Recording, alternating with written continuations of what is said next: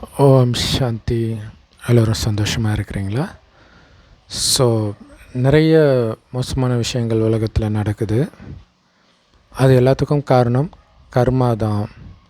ஒருத்தர் கஷ்டப்படுறதுக்கு காரணம் கர்மா தான். நான் கஷ்டப்படுறதுக்கு காரணம் கர்மா தான். அப்படின்னா கடவுளை நான் எதுக்கு வணங்கணும்? எதுக்கு அந்த கடவுள் அப்படின்னு நம்ம ஏற்கனவே ஒரு வீடியோவும் போட்டிருக்கிறோம். ஒரு சகோதரி கூட சமீபமாக கேட்டிருந்தாங்க, அந்த கர்நாடகாவில் நடந்த விஷயத்தை பற்றி பேசுனதுக்கு கேட்டிருக்கிறாங்க. ஸோ இப்போ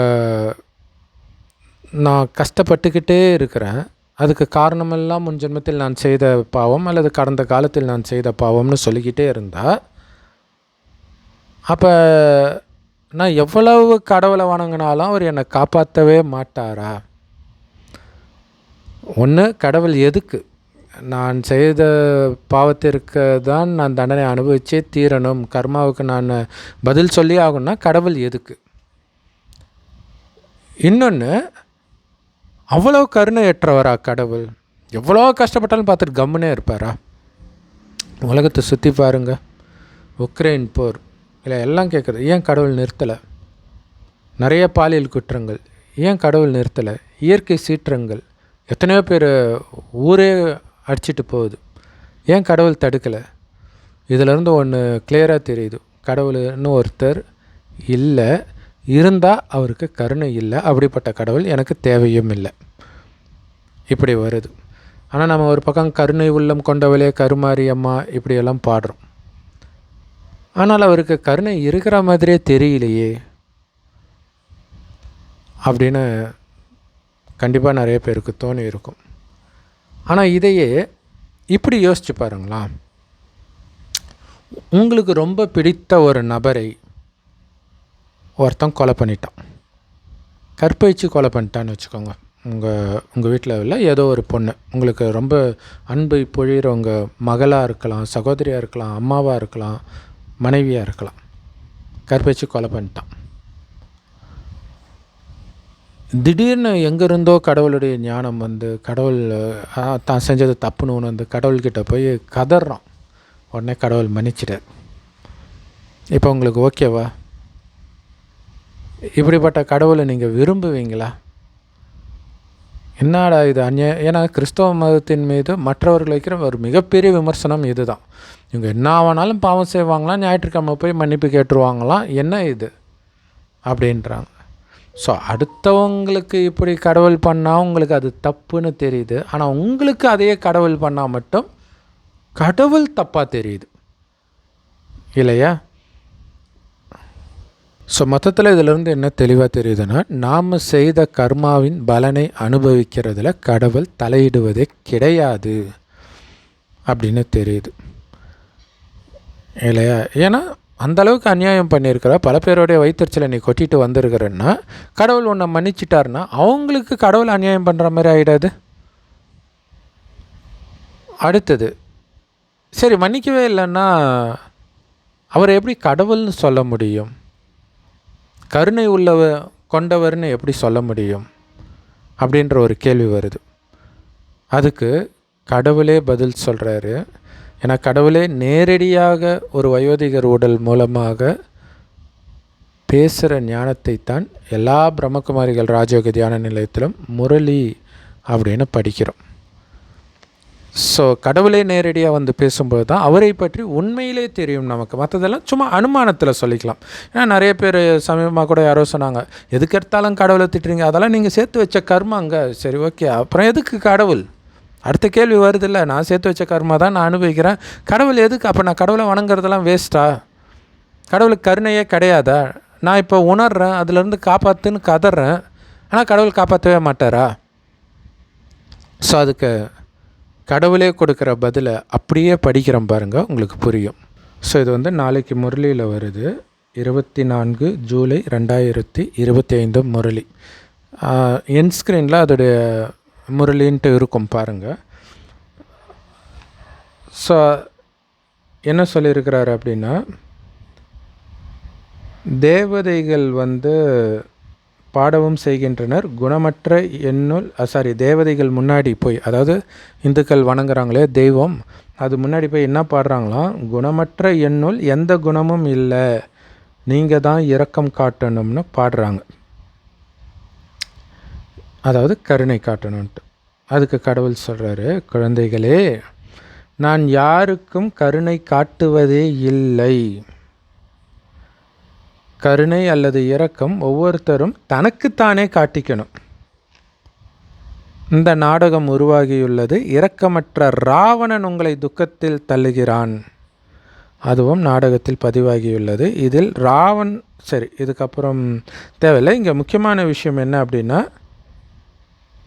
தந்தை வந்து வழி மட்டும் காண்பிக்கிறார். இதுவே அவருடைய கருணை ஆகும். அவ்வளவுதான். ஸோ கடவுளுக்கு கருணையே இல்லையா, நான் இவ்வளோ கஷ்டப்படுறேனே, என்னை மன்னிக்க மாட்டியா? கடவுள் சொல்கிறார், மன்னிப்பு, இரக்கம், கருணை இதெல்லாம் கடவுள்கிட்ட கிடையவே கிடையாது. ஏன்னா ப்ராக்டிக்கலாக நம்ம பார்க்குறோம்ல, எவ்வளோ கற்பழிப்பு நடக்குது, இயற்கை சீற்றம், குழந்தைகள் கொல்லப்படுறாங்க, யுத்தங்கள் அநியாயமாக நடக்கிறதெல்லாம் நமக்கு இப்போ அநியாயமாக தெரியுது. ஏன்னா நம்ம இப்போ பார்க்குறோம். இதுக்கு முன்னாடி என்ன நடந்துச்சு, அந்த இடத்தில் இருப்பவர்கள்லாம் முன் ஜென்மத்தில் என்னென்ன பண்ணியிருந்தாங்க இதுக்கு முன்னாடி ஜென்மங்களில் நமக்கு தெரியாது. இப்போ பார்க்கும்போது நமக்கு அநியாயமாக தெரியுது இல்லையா? டக்குன்னு ஒருத்தனை பிடிச்சி தூக்கில் போடுறாங்க அப்படின்னா, என்னடா இது அநியாயமாக இருக்குது, நம்ம யாருமே யோசிக்க மாட்டோம். ஏதோ ஒன்று பண்ணியிருக்கிறோம் அதனாலன்னு நம்ம யோசிக்கிறோம். ஸோ மனித சட்டத்தின்படியே சும்மா நடக்காதுன்னா கடவுளுடைய சட்டத்தின்படி சும்மா நடக்குமா? அதை நம்ம யோசிக்க மாட்டோம். இங்கே ஒரு கஷ்டம்னா ஏதோ ஒன்று பண்ணியிருப்பான் அப்படிங்கிறத யோசிக்க மாட்டோம். ஸோ இதில் கடவுள் தலையிடுவது கிடையாது. அதுதான் நீதியுள்ள தேவன், தர்ம தேவன் அப்படியெல்லாம் ஒவ்வொரு மதத்திலையும் கடவுளை சொல்கிறாங்க. இதில் தலையிடுறது கிடையாது. நீங்கள் உப்பு தின்னா தண்ணி குடிச்சு தான் ஆகணும், தண்டனை அனுபவித்து தான் ஆகணும். நீங்கள் செஞ்ச பாவங்களுக்கு எத்தனை ஜென்மத்திற்கு முன்பு நீங்கள் பண்ணியிருந்தாலும் அதற்கான தண்டனை அடையும் வரை அது உங்களை துரத்திக்கிட்டே தான் இருக்கும். எப்போ வேணாலும் அது வரும் உங்களை தேடி. ஸோ அதில் கடவுள் தலையிடுறது கிடையாது. ஸோ அப்போ கடவுள் என்ன தான் பண்ணுறாரு, வழி காட்டுகிறார். வழி மட்டும் காட்டுகிறேன் அப்படின்னு இருக்குது. அது என்ன வழி காட்டுறது? அதை வழி காட்டுறதான் என்னுடைய கருணைன்றார். புரியல இல்லையா? இது அப்படியே மகாபாரதத்துக்கு போய் பாருங்கள், புரியும். மகாபாரதத்தில் ஆரம்பத்திலிருந்தே கர்ணனுக்கும் அர்ஜுனனுக்கும் பிடிக்காது. குறிப்பாக கர்ணனுக்கு அர்ஜுனனை சுத்தமாரும் பிடிக்காது. கர்ணனும் அர்ஜுனனும் ஈக்குவலாக இருப்பாங்க வில் வித்தையில். இன்னும் கேட்டிங்கன்னா ஒரு படி மேலேயே இருப்பாங்க கர்ணன். ஸோ அதனால் அவங்ககிட்டேருந்து காப்பாற்றுறதுக்கு என்னென்னமோ பண்ண வேண்டியதாக போயிடும் கிருஷ்ணர் இல்லையா? ஆனால் கிருஷ்ணர் என்ன பண்ணுறாரு, அங்கே வந்து கிருஷ்ணரை கடவுளாக காட்டியிருக்கிறாங்க. ஆனால் கடவுள் கிருஷ்ணர் கிடையாது. ஸோ அதை பற்றி நம்ம ஏற்கனவே வீடியோ போட்டிருக்கிறோம், நேற்று தான் போட்டிருக்கிறோம். இஸ்கான் பக்தர்களை வந்து அசைவம் சாப்பிட சொல்லி அவமானப்படுத்தினாங்க. ராமநாமம் பெரியதா கிருஷ்ணநாமம் பெரியதான்ட்டு. ஸோ அந்த வீடியோ பாருங்கள், உங்களுக்கு புரியும். கடவுள் வந்து எப்படி கிருஷ்ணர் கிடையாது அப்படிங்கிறத ராமாயணத்தை வச்சு நம்ம விளக்கியிருப்போம். ஸோ ஏன் கர்ணன் அர்ஜுனனை வெறுக்கிறான் அப்படின்னா, அது கர்மான்றதை தவிர வேறு எந்த ரீசனுமே சொல்ல முடியாது.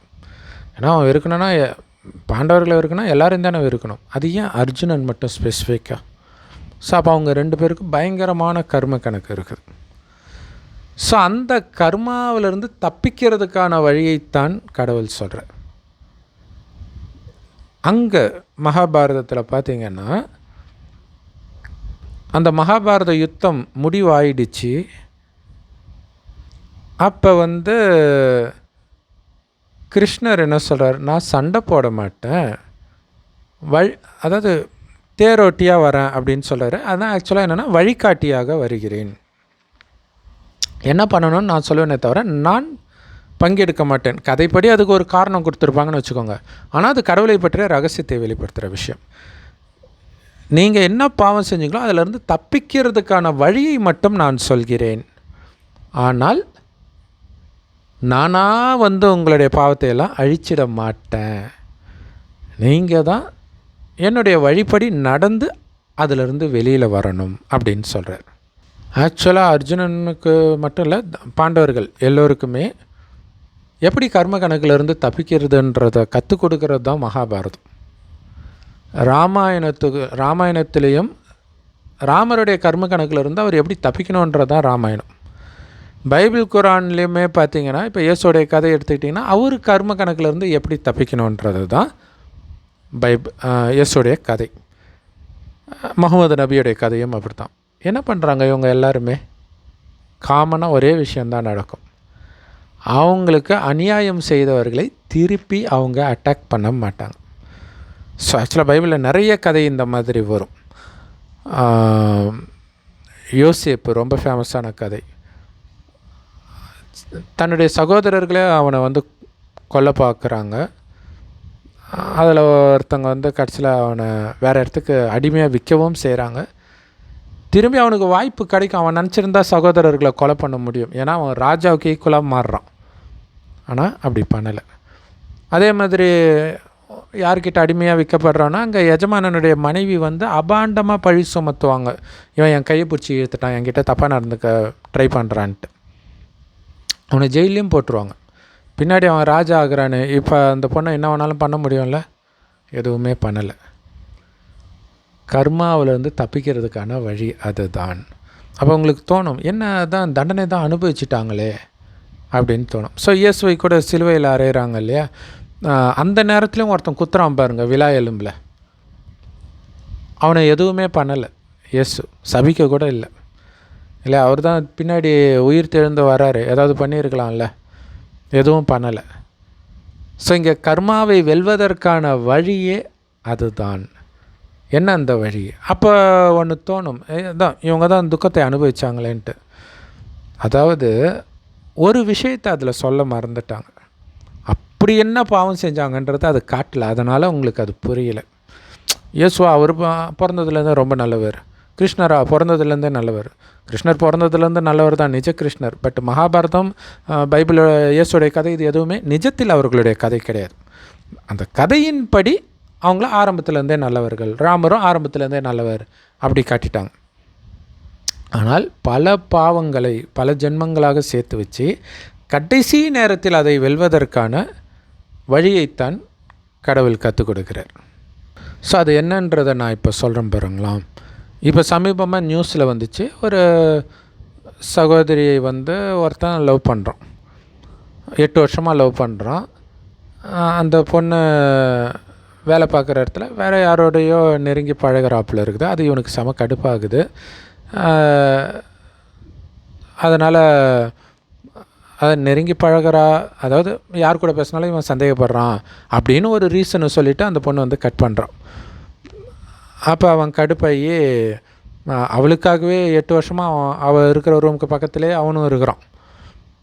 ஒரு நாள் போகிறான், போய் கன்வின்ஸ் பண்ணி காமத்தெல்லாம் ஈடுபட்டு அதுக்கப்புறம் கல்யாணத்தை பற்றி பேசுகிறான். அப்போ மறுபடியும் அவள் அதெல்லாம் ஒத்து வராதுன்றதை சொல்லும்போது கடுப்பாகி அவன் 21 இடத்துல கத்தியால் குத்தி கொலை பண்ணிட்டு அப்புறம் சரண்டர் ஆகிடுறான்.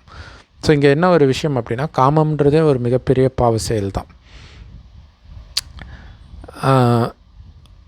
இப்போ ஒருவேளை அவன் காமம் பாவம்னு உணர்ந்துருந்தான்னு வச்சுக்கோங்க, அது பிரம்மகுமாரிகள் மூலமாக கடவுள் சொல்லிக் கொடுக்குறத தவிர உலகத்தில் எங்கேயுமே காமம் பாவம்னு யாருமே சொல்லிக் கொடுக்குறது இல்லை இல்லையா?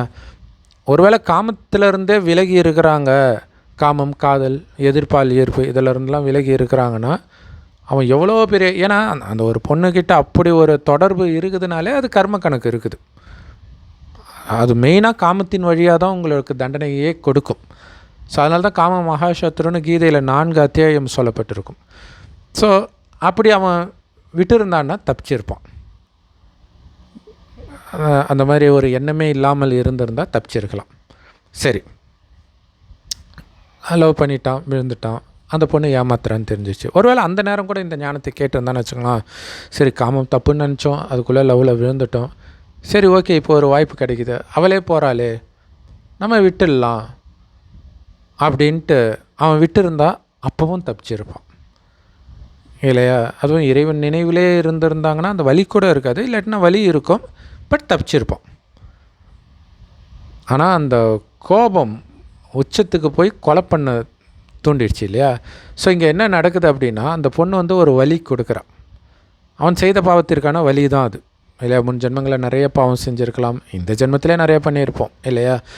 ஸோ அந்த வலி கிடைக்குது. அது நான் செய்த பாவத்திற்கானதுன்னு அவன் உணர்ந்து அமைதியாக இருந்திருந்தான்னா, அவன் ஆக்சுவலாக கொலை பண்ணணும் இது பண்ணால் அந்த மாதிரி ஒரு வலி தான்.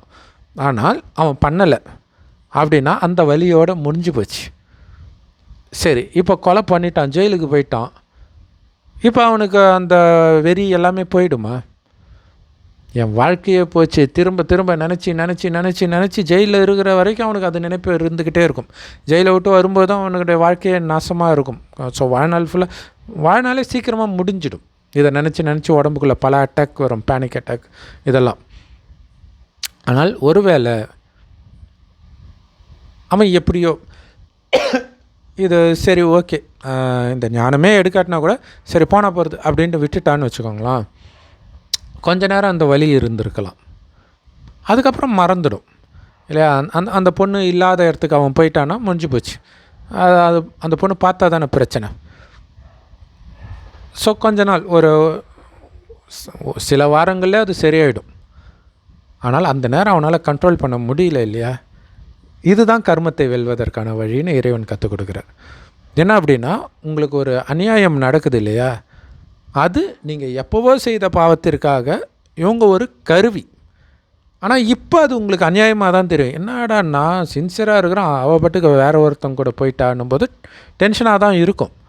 ஆனால் நான் ஏற்கனவே செய்த பாவத்திற்காகத்தான் இது கிடச்சிருக்குன்னு நீங்கள் அமைதியாக விட்டுட்டீங்கன்னா, நீங்கள் உண்மையிலே அதற்கான தண்டனையை அனுபவிக்கிறதுலேருந்து தப்பிச்சிடலாம். ஏன்னா உண்மையான தண்டனை அவள் விட்டுட்டு போனது கிடையாது, ஜெயிலில் போகிறது தான்.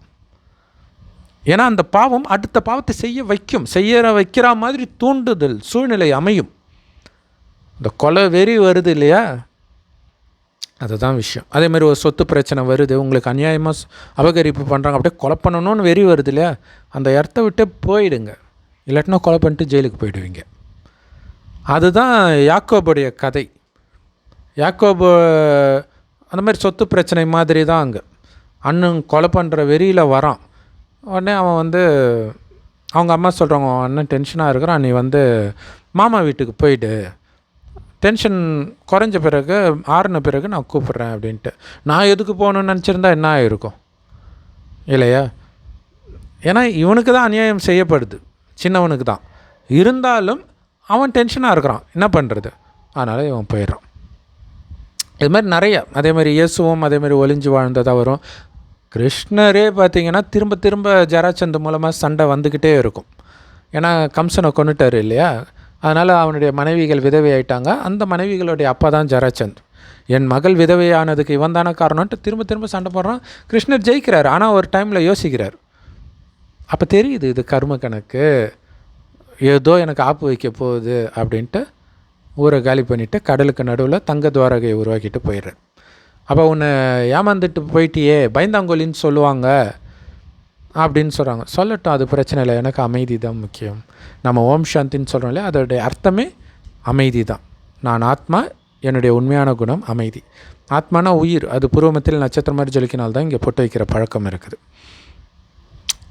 இப்படி ஆத்மானு தன்னையும் உணர்ந்து பிறரையும் உணர்ந்துட்டு இருந்தோம் ஒரு காலத்தில். 2500 வருடத்திற்கு முன்பெல்லாம் அப்படி தான் இருந்தோம். ஆக்சுவலாக 5000 வருடத்துக்கு முன்னாடி தொடங்கி 2500 வருடங்களாக ஆத்மான்ற உணர்வில் இருந்தோம். அப்போ இந்த பாரத பூமி சொர்க்கமாக இருந்துச்சு, பாரதம் மட்டும்தான் இருந்துச்சு. எப்போ ஆத்மான்றதை மறந்து உடம்புன்னு நினச்சிட்டோமோ அப்போ தான் இந்த காமம், கோபம், பற்று, பேராசை, அகங்காரத்தெல்லாம் விழுந்தோம். அதனால் பாவம் மேலே பாவம் செய்கிறோம். அதற்கான தண்டனை தான் இன்றைக்கி நம்ம ஏழ்மை, நோய்கள், இயற்கை சீற்றம், துரோகங்கள், எல்லாமே யுத்தங்கள். ஸோ இதில் காப்பாற்றுறதுக்கு கடைசி 100 வருடம் சிவபெருமான் வரார் ஒரு வயோதிகர் உடலில். அவரை தான் அல்லா பரமபிதான்றோம், கடவுள் ஒருவரே. அவர் சொல்கிறார், நீங்கள் புருவ மத்தியில் நட்சத்திரம் மாதிரி இருக்கிற மாதிரி நானும் செம்பு நிறமான ஒளி உலகத்தில் நட்சத்திரம் மாதிரி இருக்கேன், நானும் ஆத்மா தான். நீங்கள் பிறப்பிறப்பு சக்கரத்தில் வரீங்க, நான் வர்றதில்லை. இப்போ என் ஒருவனை மட்டும் நினைவு செய்யுங்கன்ற. அனைத்தையும் மறந்து, உடம்புன்றதே மறந்துடுங்க, உடல் ஒன்று இருக்கிறதே மறந்துடுங்கன்ற. ஏன்னா உடல்ன்ற உணர்வில் தான் உங்களுக்கு காமம், கோபம்லாம் வந்துச்சு. சொர்க்கத்தில் காமம்னா என்னென்னே தெரியாது, அவ்வளோ அழகாக ஆண்கள் பெண்கள் இருப்பாங்க. ஆனால் அவங்களுடைய கவனம் ஆத்மாவில் இருந்தது. ஆத்மா தான் கண் வழியாக பார்க்குது, வாய் வழியாக பேசுது. இந்த உணர்வு இருந்ததுனால, ஒருவரை ஒருவர் ஆத்மான்னு பார்த்ததுனால காமமும் வரல. காமத்தினால் தான் கோபம் பற்று பேராசை அகங்காரம்லாம் வரும். அதுவும் வராது. ஸோ அங்கே குழந்தை பிறக்கிறது கூட கணவனும் மனைவியும் நமக்கு ஒரு வாரிசு வேணும்னு நினைக்கும் போது மனைவி கர்ப்பமாவாலே தவிர காமத்தினால் கிடையாது. ஸோ அப்படி தூய்மையாக தான் சொர்க்கத்தில் எல்லாருமே பிறப்பாங்க. அதனால தான் அவங்கள கோயில் கட்டி கும்பிட்றோம். அதோடைய நினைவாக இயேசு தூய்மையாக பிறந்தார் அப்படின்ட்டு அந்த கதை வந்திருக்குது. ஸோ தூய்மையான ஆத்மாவின் எண்ணங்களுக்கு அந்த சக்தி இருக்கும். ஆனால் எப்போ தூய்மை இழந்து உடல் உணர்வில் வந்தோமோ அப்போ தான் காமம் கோபம் பற்று பேராசை அகங்காரத்தில் வந்து நிறைய பாவம் செஞ்சிட்டோம். இப்போ கலியுகம் அழிகிறதுக்கு 100 வருடம் முன்பு இறைவன் வந்து இந்த ஞானத்தை கொடுக்கிறார். ஒரு வயோதிகர் உடல் மூலமாக. அந்த வயோதிகருக்கு பிரம்மான் பேர் வைக்கிறார். ஸோ பிரம்மா வாய் வழியாக சிவனுடைய ஞானத்தை கேட்கறதுனால நாம் பிரம்மா குமாரிகள், அதாவது பிரம்மா மூலமாக இறைவனுடைய குழந்தையாகிறோம், பிரம்மாவுக்கும் குழந்தையாகிறோம். ஸோ இறைவன் கொடுக்குற ஞானம் எல்லா பிரம்மகுமாரிகள் ராஜயோக தியான நிலையத்திலும் முற்றிலும் இலவசமாக முரளி அப்படின்ற பேரில் கொடுக்கப்படுது. ஸோ ஆரம்பத்தில் நம்ம கூட அந்த முரளி படித்தோம் இல்லையா? ஸோ அது அந்த முரளியில் ஒரு சின்ன பகுதி அது நல்ல பெருசாக இருக்கும், நிறைய ரகசியம் இருக்கும். அந்த வீடியோ அவசியம் பாருங்கள். ஸோ தினம் தினம் அந்த முரளி கேட்கணும். கடவுள் கொடுக்குற ஞானத்துடைய சாரம், உங்களை ஆத்மான்னு வந்து ஆத்மாவின் தந்தை சிவபரமாத்மாவை நினைவு பண்ணுங்கள். அவர் செம்பொன் நிறமான ஒளி உலகத்தில் நட்சத்திரம் மாதிரி இருக்கார். நம்ம பூர்வமத்தில் நட்சத்திரம் மாதிரி இருக்கிறோம். உடல்ன்றதே மறந்து அவரை நினைக்கணும். ஒன்றே ஒன்று தான், என்னை பொறுத்த வரைக்கும் ஆல்ரெடி செத்தாச்சு. இறைவன் வந்தோடனே செத்தாச்சு. ஏன்னா கலியுகம் அழிந்து இதே பூமி சத்தியுக சொர்க்கமாக போகுது. மறுபடியும் நான் சொர்க்கத்துக்கு போகணும். இழந்த 5000 வருடமாக நாம் அனுபவித்ததெல்லாம் இப்போ இழந்துட்டோம் இல்லையா? அத்தனையும் இப்போ மீட்டு கொடுக்க போகிறார். ஸோ அதுக்கு என்ன பண்ணணும்? அதற்கான வழி சொல்கிறாரு. கலியுகம் அழிய போகுது. அப்போ அழிய போகுதுன்னு கன்ஃபார்மாக தெரிந்த பிறகு அங்கே இருக்கக்கூடிய பொருளை யார் எடுத்துக்கிட்டா என்ன, எப்படியும் நம்ம அனுபவிக்க முடியாது. அதனால் அதை பற்றி கவலைப்படாதீங்க. உங்கள் கர்ம கணக்குப்படி தான் எல்லாமே நடக்கும். நிறைய பாவம் செஞ்சுருப்போம், அதனால் நம்ம சொத்து அபகரிக்கப்படும், துரோகிகள் உருவாவார்கள், இந்த மாதிரி நிறைய விஷயம் நடக்கும். ஆனால் நான் ஆத்மா, என்னுடையவர் ஒரு சிவபரமாத்மா, வேறு யாரும் என்னுடையவர் கிடையாது. மற்றபடி உங்கள் குடும்பத்தை பார்த்துக்குவீங்க. குடும்பத்தை விட்டுட்டு சன்னியாசி மாதிரி காட்டுக்குள்ளே போக மாட்டீங்க, பார்த்துக்குவீங்க. ஆனால் என்னுடையவர்கள் கிடையாது. என்னுடைய அப்பா சிவன், எல்லாருக்கும் அப்பா சிவன். அப்போ என்னுடைய அப்பான்ற அந்த ரீதியில் அவங்க என்னுடைய சகோதரர்கள், அவ்வளோதான். எல்லாருமே முன்ன பின்ன தெரியாத ரோட்டில் போகிறவங்க என்ன சகோதரரோ அதே மாதிரி தான் வீட்டில் இருக்கிறவங்களும். ஆனால் வீட்டில் இருக்கிறவங்கள பார்த்துக்கிற கடமை எனக்கு இருக்குது, அவ்வளோதான் வித்தியாசம். இப்படின்ற உணர்வில் இருக்கும் பொழுது உங்களுக்கு அநீதி இழைக்கப்பட்டாலோ அல்லது உங்கள் குடும்பத்தில் இருக்கிறவங்களுக்கு அநீதி இழைக்கப்பட்டாலோ நீங்கள் டென்ஷன் ஆக மாட்டீங்க. ஏன்னா உங்களுக்கு அநீதி இழைக்கப்பட்டாலும் அது நீங்கள் செய்த பாவம். உங்கள் குடும்பத்தில் இருக்கிறவங்களுக்கு அநீதி இழைக்கப்பட்டாலும் அது அவங்க செய்த கர்மா. நீங்கள் ஏன் டென்ஷன் ஆகுறீங்க இல்லையா? ஆக்சுவலாக அவங்களே டென்ஷன் ஆகக்கூடாது. இதை தெரிஞ்சுக்கிட்டால் ஆக மாட்டாங்க. அல்லது இதை பயிற்சி பண்ணணும். திரும்ப திரும்ப இதை மனதுக்குள்ளே அசைப்போடணும். அப்போ தான் அது மட்டும் இல்லை, இதை தாங்கிக்கக்கூடிய சக்தி இருக்கணும். ஆத்மா அந்த பலம் இழக்கிறதுனால தான் காம கோபம் பற்று பேராசை அகங்காரத்தில் விழுது. அப்போ அந்த பலத்தை நிரப்புறதுக்கு தான் இறைவன் சொல்கிறார். ஆத்மான்னு ஒன்று வந்து பரமாத்மாவை நினைக்க ஆத்மாவுக்குள்ளே அந்த பலம் வரும். என்ன பலம்? நான் வெறும் ஆத்மா, இந்த உடம்பு கூட என்னது கிடையாது, இந்த உடலின் உறவுகள் என்னது கிடையாது அப்படின்ற அந்த தனக்குத்தானே இறைவன் என்னுடைய உறவு, வேறு யாரும் கிடையாது. அப்போ அந்த ஒரு ஆனந்தத்திலே இருக்கும். இங்கே எது நடந்தாலும் இங்கே பெரிய ஏமாற்றம் துரோகம் நடக்கும், ஆனால் உங்களுடைய ஆனந்தம் கொஞ்சம் கூட குறையாது. ஏன்னா அது உங்கள் புத்திக்குள்ளே போகாது. ஏன்னா ஆல்ரெடி அதெல்லாம் இது இல்லைன்றது உங்கள் மைண்டில் ஆழமாக ஃபிக்ஸ் ஆகிடும். ஸோ அதுதான் ஆத்மபலம். அந்த ஆத்மபலத்தை எடுத்துகிட்டு வரணும். ஸோ அதனால் உங்களுக்கு நடக்கிற அநீதி உங்களுக்கு தண்டனை கிடையாது. ஆனால் உங்களுக்கு தண்டனை கிடைக்கிற மாதிரி ஒரு காரியத்தை செய்வதற்கு அது தூண்டுது. கொலை பண்ணுறது அந்த மாதிரி ஏதோ ஒன்று, அல்லது கோர்ட்டு கேஸுன்னு போய் அவன் நிம்மதியும் கெடுக்கிறது. அப்போ என்ன ஆகும்? அவன் இன்னும் டென்ஷனாகி உங்களை கொலை பண்ணலாம், எது வேணாலும் பண்ணலாம். ஸோ அதுக்கு தள்ளுறதுக்கு அது முயற்சி பண்ணும். இதை புரிஞ்சுக்கிட்டு உஷாராகிடுறோம் இறைவன் நினைவில்.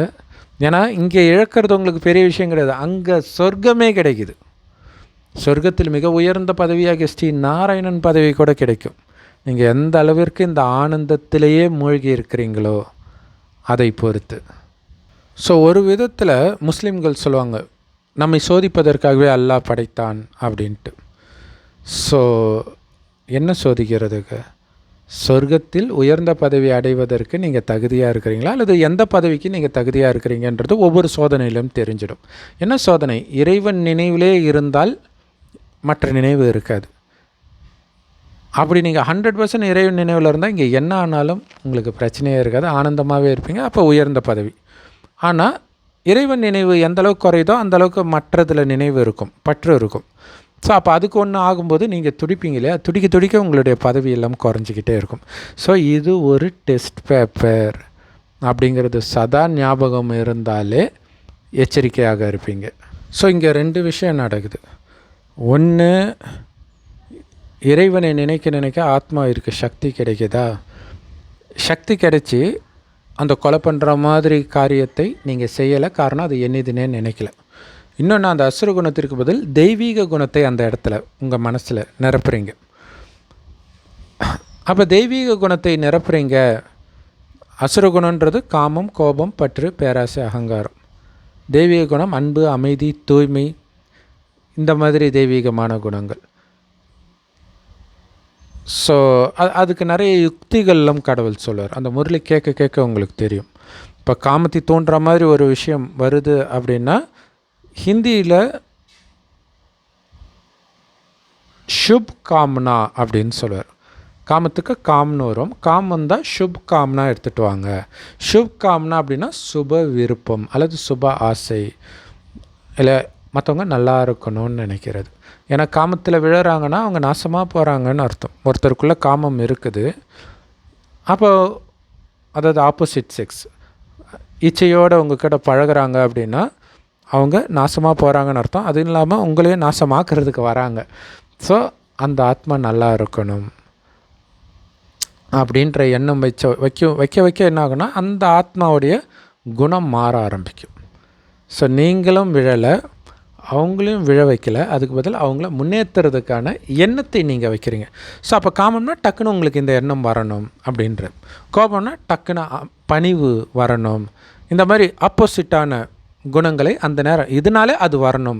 ஸோ நடைமுறையில் ஒன்று சொல்லுவாங்க, அப்படி தெரியாமல் மிரிச்சிட்டாங்கன்னா சாரி அப்படின்றோம் இல்லையா, அதேமாதிரி யாராவது திட்டா தேங்க்ஸ் அப்படின்னு கிறிஸ்தவர்கள் சொல்லுவாங்க. ஸோ அது இந்த ஒரு பழக்கத்துடைய நினைவு தான். ஸோ இப்போ என்ன ஒரு விஷயம் தெரியுமா, அற்புதமான வழி, தண்டனையிலேருந்து தப்பிக்கிறதுக்கான வழி கடவுளே சொல்கிறாரு. ஆனால் எல்லோரும் கேட்க மாட்டாங்க. இது என்ன அநியாயமாக இருக்குது, எனக்கு அநியாயம் நடக்குதான் நாங்கள் பட்டு விட்டுட்டு கம்முன்னு இருக்கணுமா, அப்படி தான் தோணும் மனம். அப்புறம் போய் அடி உத வாங்கிட்டு இருப்பாங்க. இப்போ இறைவன் சொல்கிற இந்த வழியை கேட்டால் நாட்டில் எங்கேயாவது யுத்தம் நடக்கும்னு நினைக்கிறீங்க? நடக்காது. ஆனால் கேட்க மாட்டாங்க. அப்போ யார் கேட்பா? கோடியில் ஒருத்தர் தான் கேட்பாங்க. யார் தெரியுமா அந்த கோடியில் ஒருத்தர்? சொர்க்கத்தில் யார் தேவதைகளாக இருந்தாங்களோ அவங்களே மறுஜன்மம் எடுத்து இங்கே இருப்பாங்க, எல்லா மதத்துலேயும் இருப்பாங்க. அவங்களுக்கு தான் இந்த ஞானம் பிடித்து மீண்டும் இதை ஃபாலோ பண்ணி தேவதையாக ஆவாங்க, தெய்வீக குணத்தை தனக்குள்ளே வளர்த்துக்குவாங்க. சொர்க்கத்தில் தெய்வீக குணம் இருக்கும். அந்த குணத்தை வளர்த்துக்கிறதுக்கான ட்ரைனிங் கிரவுண்டாக இந்த கலியுகத்தை நாம் பயன்படுத்துவோம். ஸோ இப்போ என்ன ஆகுதுன்னா, ஒரு பாவம் செஞ்சுருக்கிறீங்க முன் ஜென்மத்தில்னா, அந்த பாவத்திற்கான தண்டனை கிடைப்பதற்கு முன்பு அந்த தண்டனை கிடைக்கிற மாதிரி ஒரு பாவத்தை நீங்கள் பண்ண வைப்பார், பண்ண வைக்கும் இந்த பிரபஞ்சம். அதை பண்ண விடாமல் தடுக்கிறதுக்கு தான் இறைவன் வழியை கொடுக்குறார். அதாவது நீங்கள் செஞ்ச பாவம் அதுக்கான தண்டனை கிடைக்காது, சும்மா 1% தான் கிடச்சிருக்கும் ஒரு ஜென்மத்திலையும். இப்போ தான் கிடைக்க போகுது. அதிலிருந்து காப்பாற்றுறதுக்கு தான் இறைவன் இந்த வழியை கொடுக்கிறார். ஸோ இப்போவும் எதை தடுக்கிறாரு? தண்டனையை தடுக்கலை, பாவம் செய்யறதை தடுக்கிறார். அந்த குணமே இல்லாத மாதிரி மாற்றுறாரு உங்கள் புத்தியில். ஏன்னா பாவம் செய்ய வச்சு தான் அது கிடைக்கும். இப்போ உதாரணத்துக்கு போக்சோவில் உள்ளே போகிறாங்க இல்லையா, அவங்க பல ஜென்மமாக காமத்திலே மூழ்கி இருப்பாங்க, இந்த ஜென்மத்திலே மூழ்கி இருப்பாங்க. காமமே தப்பு தான், கணவன் மனைவியோடு இருந்தாலுமே சரி, அதை புரிஞ்சுக்கணும். ஏன்னா அங்கே ஆரம்பிக்கிற காமம் தான் கொஞ்சம் கொஞ்சமாக அதுக்கு ரொம்ப அடிமையாகி ஆபாச படம் இதெல்லாம் பார்த்து இன்னும் அதிகமாக, அதாவது அந்த ஆபாச படங்கள் முன் ஜென்மத்தில் ரொம்ப காமத்திலே மூழ்கினவங்களுக்கு தான் இப்போ ரொம்ப ரொம்ப பிடிச்சி இழுக்கும், அதிலிருந்து வெளியிலே வராத அளவுக்கு. ஸோ அப்போ மைண்டிலே இருக்கும்போது என்ன ஆகும், அவங்கள தேடி அவங்களுக்கு தண்டனை கொடுக்கக்கூடிய நபர் அவங்க பக்கத்தில் வருவாங்க. அது குழந்தையாக இருக்கலாம், எதா வேணாலும் இருக்கலாம். அவங்களுக்கும் அவங்களுடைய கர்மாவும் இருக்கும் அந்த குழந்தைக்குமே. ஸோ அப்போ இவன் தப்பாக நடப்பான், கடைசியில் இவன் போக்சோக்கு போயிடுவான். ஆனால் இப்போ அப்படிப்பட்ட இருக்கிற ஒருத்தனுக்கு டக்குன்னு இந்த ஞானம் கிடச்சி நிச்சய புத்தியும் வந்து முயற்சியும் பண்ண ஆரம்பிச்சிட்டாரு, மெயினாக இந்த காமத்திலேருந்து வெளில வரணும்னு நினச்சிட்டாருன்னா அப்போவும் இதே மாதிரி சூழ்நிலை வரும். ஆனால் அவர் எச்சரிக்கை இருந்துட்டால் தப்பிச்சிடுவார், இல்லைன்னா மாட்டிக்குவார். ஸோ அப்போ உண்மையிலே கருணை அப்படிங்கிறது தண்டனையிலேருந்து காப்பாற்றுறது இல்லை, பாவம் செய்கிறதுலேருந்தே காப்பாற்றுறது. ஏன்னா கிறிஸ்தவர்கள் கேட்பாங்க, அந்த ஆதாம் கனியை சாப்பிட்டதுனால கடவுள் சொர்க்கத்தை விட்டு துரத்துனாருன்றாங்க. கனி சாப்பிட்றதே தடுத்துருக்கலாம் இல்லை இல்லையா? அப்படின்னா என்ன அர்த்தம்? பாவம் செய்கிறத தடுத்துருக்கலாம் இல்லைன்னு தான் அவங்க கேட்குறாங்க. அதுக்கான தண்டனை துரத்தாமல் விட்டுருக்கலாம் இல்லைன்னு கேட்கல, சாப்பிட்றத தடுத்துருக்கலாம்ல, அதைத்தான் இங்கே பண்ணுறார். இது பாவம். உடல் உணர்வுனால நீ எது பண்ணாலும் பாவம். ஸோ புலனின்பத்துக்கு அடிமையாகாத, ஆத்மான்ற உணர்விலே இருந்து இறைவன் நினைவிலே இருக்கும் பொழுது ஆத்மாவின் உண்மையான குணமாகிய அந்த பரமானந்த நிலை நிரந்தரமாக இருக்கும். அதற்கு உன் மனதை பழக்கப்படுத்து. வெளி உலகத்தில் வரக்கூடிய ஆனந்தம்ன்றது மயக்கம், வெளி உலகத்து விஷயத்தை வச்சு வர்றது, அது உன்னை வீழ்த்திடும் அப்படின்னு கடவுள் எச்சரிக்கை கொடுக்குறார். ஸோ இப்போ இந்த ஞானத்தை நாம் எடுக்கிறோம், ஆனால் நம்ம வீட்டில் எடுக்கலை, மனைவி எடுக்கலை, குழந்தை எடுக்கலை, கணவன் எடுக்கலை. அப்படின்னா நாங்கள் கடவுளை அப்பான்னு தான் சொல்லுவோம், ஹிந்தியில் அப்பான்னா பாபா. ஸோ அதனால் சிவனைத்தான் சொல்கிறோம், அதை புரிஞ்சுக்கணும். ஏன்னா இன்றைக்கி பாபான்றது நிறைய மனிதர்களுக்கு சொல்கிறாங்க, இங்கே கடவுளை தான் நாங்கள் சொல்கிறோம். அதனால் பாபா இந்த மாதிரி என் கணவனை மாற்றிடுங்களாம் அப்படின்லாம் கேட்குறேன். அது கடவுள் சொல்கிறார், நான் யாரையும் மாற்றுறது கிடையாது, யாரையும் நான் மன்னிக்கிறது கிடையாது, உங்களுக்கு நான் வழி கற்றுக் கொடுத்துட்டேன்ல. அப்போ நீங்கள் இறைவன் நினைவில் இருந்து அவங்கள ஆத்மான்னு பார்த்து அந்த ஆத்மா மேலே அன்பு, கணவன்னு கிடையாது, அந்த ஆத்மா மேல்நிலை அடையணும் அப்படின்ட்டு இந்த ஞானத்தை நீங்கள் கொடுக்குறீங்க, சுப பாவனை வைக்கிறீங்க. இது கணவனுக்குன்னு இல்லை, யாருக்குமே பொருந்தும். வைக்கிறீங்கன்னா கொஞ்சம் கொஞ்சமாக அவங்களுடைய பாவ கணக்கு பிடிச்சி இழுக்கும். ஸோ அதிலிருந்து கொஞ்சம் கொஞ்சமாக அவங்க வெளியில் வருவாங்க. அது இந்த ஜென்மத்திலே நடக்கலாம், அடுத்த ஜென்மத்திலே நடக்கலாம், ஆனால் நடந்தே தீரும் நீங்கள் வைக்கிற எண்ணம்ன்ற. அதற்கான பலன் உங்களுக்கு கிடைக்கும். ஏன்னா உங்கள் எண்ணத்தினால அவங்க மாறுறதுனால உங்களுக்கு புண்ணிய கணக்கு அதிகமாகும், சொர்க்கத்தில் இன்னும் உயர்ந்த பதவி கிடைக்கும். ஆனால் உங்கள் மூலமாக தான் கடவுள் பண்ணுறார். ஏன்னா சொர்க்கத்தில் வந்து லக்ஷ்மி நாராயணன் ராஜராணி பதவியிலேருந்து கீழே வேலைக்காரன் வெட்டியான் வரைக்கும் வரிசைக்கிரமமாக பதவி இருக்குது. ஸோ அந்த பதவியெல்லாம் நீங்கள் தான் அடைய போகிறீங்க, கடவுள் அடைய போகிறது கிடையாது. அப்போ நீங்கள் அடையணுன்னா அதற்கேற்ற மாதிரி காரியம் பண்ணணும் இல்லையா? அந்த உயர்ந்த கர்மாவைத்தான் கடவுள் உங்களை பண்ண சொல்கிறார். பண்ண வைத்து உங்களுக்கு உயர்ந்த பதவி அடைய வைக்கணுன்றதுக்காக தான் இதை கற்றுக் கொடுக்குறார். கடவுளாக நேரடியாக பண்ணுறது கிடையாது. இதுதான் அங்கே மகாபாரதத்திலையும் பார்த்திங்கன்னா அந்த யுத்தத்தில் கிருஷ்ணர் வழியைத்தான் காட்டுகிறார். குறிப்பாக கர்மா அகர்மா விகர்மா பற்றி கீதையில் வரும். அப்படின்னா காரியம், பாவ காரியம், நல்ல காரியம், இதை பற்றியெல்லாம் சொல்லி நல்ல காரியத்தை மட்டும் நீ பண்ணு. இது வந்து நமக்குள்ளே இருக்கக்கூடிய அந்த அசுர குணங்களை அழிக்கிற யுத்தம்.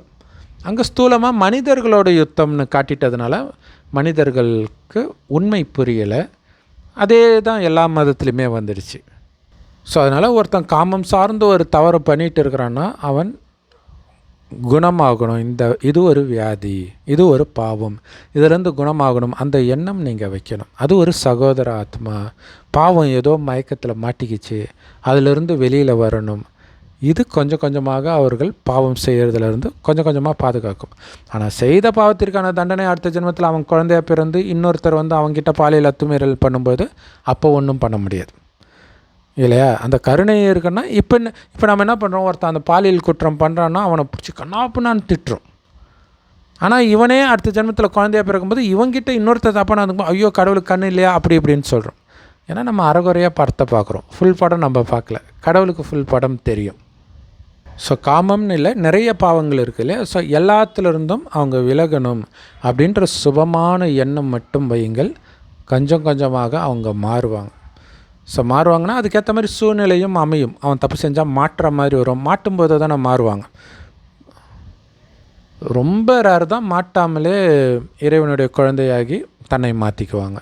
ஸோ அதே நாளைக்கு முரளி 24 ஜூலை 2025 முரளியில் இன்னொரு இடத்துல இப்படி வருது பாருங்கள். நேரம் குறைந்து கொண்டே போகிறது, தனக்குள் சோதித்து கொள்ளுங்கள் நாம் எந்த அளவு குஷியில் இருக்கிறோம். நாம் எந்த விகர்மங்களும் செய்யக்கூடாது. விகர்மம்னா பாவக்காரியம். ஸோ இறைவன் நினைவில் இருக்க ஆனந்தம் இருக்கும். நினைவு இல்லாட்டினாலே வேறு நினைவு வந்துடும், ஆனந்தம் குறையும். ஸோ அது இறைவன் நினைவிலே இருக்கும்போது தான் ஒரிஜினல் ஆனந்தம்னா எப்படி இருக்கும்னே உங்களுக்கு தெரியும். இது வரைக்கும் நம்ம நினச்சிட்டு இருக்கிறது ஆனந்தம் கிடையாது, மயக்கம். அது வெளி உலக விஷயத்தினால் வர்றது, ஃபோன் மூலமாக, நண்பர்கள் மூலமாக, இந்த மாதிரி வர்றது. மற்றபடி மாயின் புயல் வரும் உங்களை வீழ்த்துறதுக்காக. அதனால் தந்தை புரிய வைக்கிறார், குழந்தைகளே உள்நோக்கு முகமுள்ளவராகி தனது சார்ட்டை வைத்தீர்கள் என்றால் என்னென்ன தவறு செய்கிறீங்கன்றதை உங்களால் உணர முடியும். ஸோ உள்நோக்கு முகம்னா தன்னை பற்றி கவனம். ஆத்மாவில் தான் மனம் புத்தி இருக்குது. அது எந்த விதமான எண்ணங்களை உருவாக்குது.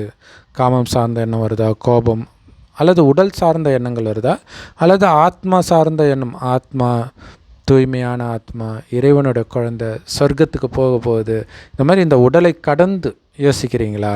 உடலை கடந்து யோசிக்கும்போது தான் ஆத்மா ஆனந்தமாக இருக்கும். ஸோ அதுக்கு ஆத்மாவை பற்றி கவனம் இருக்கணுமே தவிர சுற்றி இருக்கிறத பற்றி இருக்கக்கூடாது. ஸோ அப்போ தான் ஆனந்தமாக இருக்க முடியும். அப்படி எவ்வளோ நேரம் இருந்தன்றதை நீங்கள் சார்ட், அதாவது குறித்து வைக்கிறது, நோட்ஸு. ஸோ அப்படி தினமும் எழுதுனீங்கன்னா உங்களுக்கு தெரிஞ்சிடும் என்னென்ன தப்பு பண்ணுறீங்கன்ட்டு. ஸோ அப்படி இறைவனை நினைக்கிறது தான் யோகம்னு சொல்கிறது.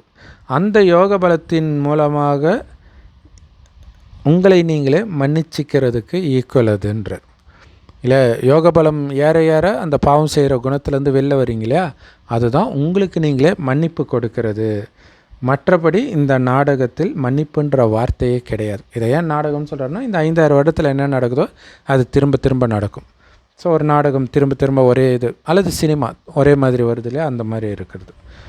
ஸோ இதில் மன்னிப்புன்றதே கிடையாதுன்றார். பாவம் செய்தால் தண்டனை அனுபவிச்சே ஆகணும், பாவம் செய்கிறதுலேருந்து தப்பிச்சிடுங்கன்றார். அப்போ எப்படி இருக்கும் அப்படின்னா, ஈட்டி வச்சு நெஞ்சில் குத்த வேண்டிய தண்டனை உங்களுக்கு ஒரு முழு நாளை குத்தின மாதிரி தான் இருக்கும். ஸோ இது அங்கே கூட பார்த்திங்கன்னா, அர்ஜுனனை நோக்கி அவன் அம்பு விடுவான் கர்ணன், தலையை குறி வச்சு. ஆனால் கிருஷ்ணர் வந்து அந்த தேரை கீழே இறக்கிடுவார். அப்போ தலைக்கு மேலே போயிடும். ஸோ அதுதான் தலைக்கு வந்தது தலைப்பாகையோடு போச்சுன்ற பேச்சு வழக்கு இப்போ வரைக்கும் இருக்குது. ஸோ அப்படித்தான் இருக்கும். அதனால் அதுக்கு உங்கள் குணத்தை நீங்கள் மாற்றிக்கணும். அதற்கான வழியை கடவுள் கற்றுக் கொடுக்குறார். உங்களுடைய முயற்சி நீங்கள் தான் பண்ணணும். ஸோ மற்றபடி மனிதர்கள் தாங்கள் செய்த பாவங்களுக்கான தண்டனைகளைத்தான் அவர்களே அனுபவிக்கிறாங்க. ஸோ இதில் மன்னிப்பின் விஷயம் கிடையாது. அனைத்து விஷயங்கள்லையும் முயற்சி பண்ணுங்க அப்படின்னு தந்தை வந்து ஆத்மாக்களுக்கு யுக்தியை சொல்கிறார். அப்போ நம்ம பார்க்கணும், பாலஸ்தீனத்தில் நடக்குது, உக்ரைனில் யுத்தம் நடக்குது, இந்த மாதிரி இடத்துல நாம் பிறக்கலை, இன்னும் பாவம் செய்தால் அங்கே போய் பிறந்துடுவோம், அல்லது இந்த இடமே கூட அந்த மாதிரி மாறிடும். கண்டிப்பாக மாறப்போகுது. அதுக்குள்ளே நாம் இந்த உடலை விட்டு பிரிஞ்சிடணும். ஏன்னா உலகம் அழிகிறதுக்கு 100 வருடம் முன்பு தான் இறைவன் வந்து ஞானத்தை கொடுக்குறார். இப்போ மீண்டும் இங்கே பிறந்துடக்கூடாது. இந்த கலியுகத்தின் எந்த கவர்ச்சியும் உங்கள் புத்தியை பிடிச்சி இழுக்கலைன்னா உடலை விட்ட பிறகு மீண்டும் இங்கே பிறக்கவும் மாட்டீங்க, பேய அலையவும் மாட்டீங்க. அதுக்கு பதிலாக இன்னும் பரந்தாமம் உலகம் அழியும் போது தான் போக முடியும். பரந்தாமன்றது இறைவன் இருக்கிற இடம். அங்கேருந்து தான் ஆத்மா வந்துச்சு, உலகம் அழியும்போது அங்கே தான் போகும். ஆனால் அது வரைக்கும் என்ன ஆகும்னா, இது ரெண்டுத்துக்கும் இடையில் சூக்ஷ்மலோகம்னு ஒன்று இருக்குது. அங்கே ஆத்மாக்கள் இருக்கும், நினைவெல்லாம் இருக்கும், ஒளி உடலோடு இருக்கும். அங்கேருந்து எல்லோருக்கும் சக்தி கொடுப்போம் இந்த சுப பாவனையின் மூலமாக. அந்த எண்ணங்களின் சக்தியைத்தான் கடவுள் அதிகப்படுத்துகிறார். ஸோ அப்படி போயிடணும் அப்படின்னு யுக்தியை கடவுள் நமக்கு இப்போ கொடுக்குறார். ஸோ கடவுள் கருணை இருக்குது, இந்த ஞானத்தை கொடுப்பது தான் அவருடைய கருணை. மற்றபடி தனிப்பட்ட முறையில் ஒருத்தர் வணங்கிட்டாருன்றதுக்காகலாம் அவர் மன்னிச்சிட மாட்டார். அந்த ஞானத்தை நீங்கள் ஃபாலோ பண்ணுறதன் மூலம் உங்களுக்கு நீங்களே மன்னிப்பு கொடுத்துக்கிறீங்க, கருணை காட்டுறீங்க. கடவுள் சொல்கிறார், நான் கருணை எல்லாம் யாருக்கும் காட்டுவது கிடையாது. ஏன்னா சொர்க்கம் வந்து ராஜ்யம், ராஜாராணி, வேலைக்காரர்கள் எல்லாம் வரணும்ல. அப்போ அவங்க எப்படி முயற்சி பண்ணுறாங்க அதை பொறுத்து தான் பதவி. இதே தான் அங்கே முருகன் பிள்ளையார் கதையில் பாருங்கள், மாம்பழத்தை அப்படியே பிரித்து கொடுக்கல சிவன், முயற்சி பண்ணி தான் அடையணும் அப்படின்னு சொல்கிறார். ஸோ அந்த முயற்சிக்கான வழியைத்தான் இங்கே கொடுக்குறார். ஒன்றும் இல்லை, இறைவன் நினைவிலே இருக்கணும். அதுதான் பிள்ளையார் எனக்கு உலகமே சிவன் தான் அப்படின்னா என்ன அர்த்தம்? அவருடைய நினைவு எது உலகமோ அதே தானே நம்ம நினச்சிட்ருப்போம். முருகன் உலகத்தை சுற்றுறாருன்னா அவருடைய புத்தி உலகியல் விஷயத்தை சுற்றுது, அதனால் இழந்துடுறாரு. இவருடைய உலகமே கடவுளாக இருக்கனால கடவுளையே தான் இந்த புத்தி சுற்றிக்கிட்டு இருக்கு. அதனால் பாவங்கள்லிருந்தும் தப்பிக்கிறோம், சொர்க்கத்தில் போய் அந்த உயர்ந்த பதவியையும் அடையிறோம் ஆஸ்தியாக. ஓம் சாந்தி. தேங்க்ஸ் ஃபார் வாட்சிங்.